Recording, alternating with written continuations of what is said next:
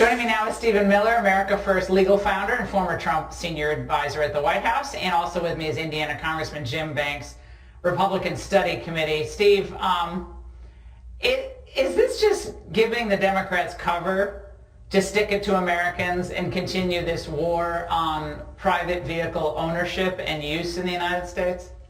Well, it is very convenient. They shut down America's pipelines. They canceled leases for oil and natural gas drilling. They put enormous new restrictions on the ability to explore and expand energy domestically. And now they're saying, oh, well, you're really paying more for energy because of Vladimir Putin. So it really has nothing to do with any of the policy choices that we've made here in America. The truth is, there's one problem America should truly never have. And that is paying high prices at the pump or paying high prices to heat or cool your home, because we are one of the most energy-rich nations on planet Earth. We had energy independence under Donald Trump, and they made a decision, a voluntary decision, to end our energy independence. Congressman Banks, think of where it would be today vis-a-vis Russia and the leverage they would have over us or not if we had just left Trump's policies in place. This is just yet another example of the situation around us crumbling because Biden stayed on the fanaticism and away from common sense.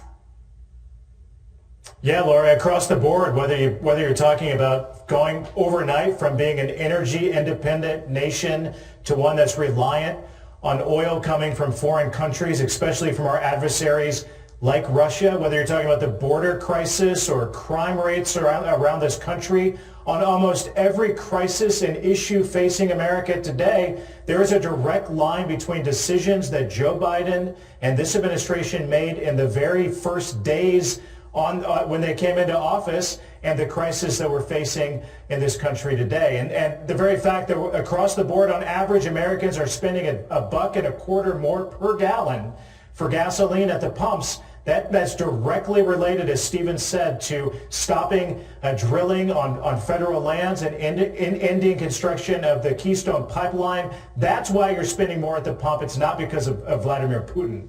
And Stephen, the numbers for Biden and the new Gallup poll on Russia are abysmal. We keep asking how low can he go in polls. The question is there even a floor for Biden's support? I'm not sure there is. But it keeps edging lower and lower and lower. And do you think there's a hunger for more military involvement in this situation, ever precarious as it is, in Ukraine? No, there most assuredly is not. And I will say, if you study the history of World War I, what you know is that complex networks of alliances combined with foolish, hasty, or rash thinking can potentially lead to enormous and deadly conflict. And so we have to tread with extreme care and caution here. We have to keep in mind part of the reason why people are so upset at Joe Biden is while they're seeing him stumbling and bumbling around Europe talking about Ukrainian sovereignty, they're also keenly aware of the fact that Joe Biden has actually launched a full-scale assault on American sovereignty and has erased our own southern border. So while we're paying more for energy prices because of his failed Europe policy, we are paying in American lives for his failed border policy. And there was an interesting comment made by the Pentagon spokesman about this burgeoning bromance between President Xi and Putin, Congressman. I want to play it for you. We certainly have been watching the, at least public, burgeoning relationship here between Russia and China. We would say that their tacit support, if you will, for Russia is deeply alarming and frankly even more destabilizing to the security situation in Europe. Yeah, more destabilizing, I believe he said, than even what Russia is doing in Ukraine, Congressman. Who's responsible for driving Putin into Xi's arms? Are we still saying arms? Are we still saying it's Donald Trump's fault? Without a doubt, we have the weakest president perhaps ever in the White House, who on a daily basis projects weakness and appeasement to our adversaries. For 4 years, the world was far more safe on Donald Trump's watch than any single day that Joe Biden has been in office. I mean, that is a fact.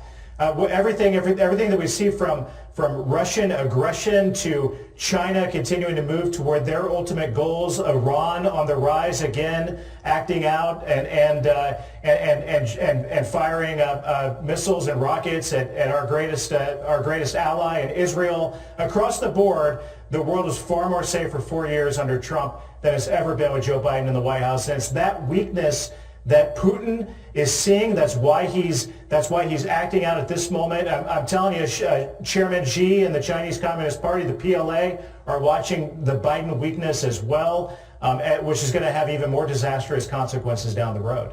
Steve, why do the elites think that Americans care more about defending Ukraine's border than our southern border? I never did figure that out.